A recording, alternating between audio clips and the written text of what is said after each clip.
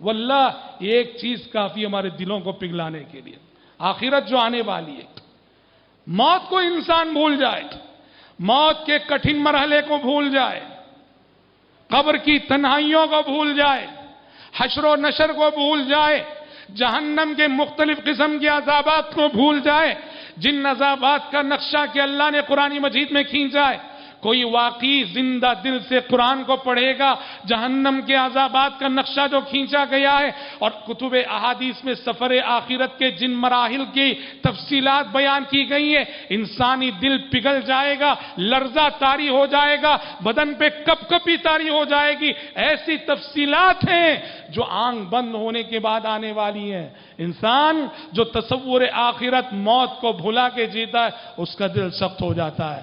حضرات، اسباب ایسے بہت ہو سکتے ہیں، علاج کیا ہے؟ علاج کیا ہے؟ میرا دل اگر سخت ہو گیا ہے، میں کیسے اس کا علاج کروں؟ شریعت نے جہاں یہ سب چیز اسباب بتائیں، وہیں علاج بھی بتایا ہے۔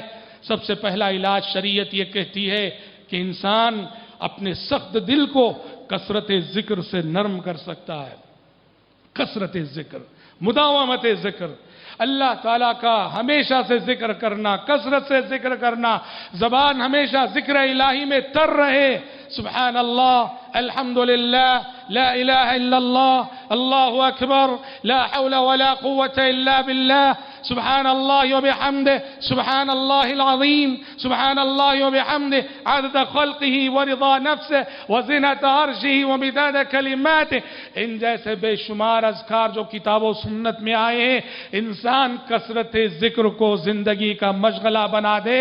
کثرت ذکر سے سخت دل بھی موم ہو سکتا ہے۔ اللہ نے کہا، الا بذکر اللہ تطمئن القلوب، الا بذکر اللہ تطمئن القلوب۔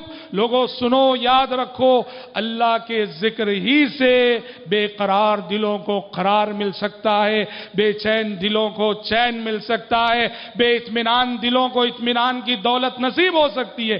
انسان کثرت سے ذکر کرے اور اسی نیت سے کرے، اسی ارادے سے کرے کہ میرے سخت دل کو نرم کرنا ہے۔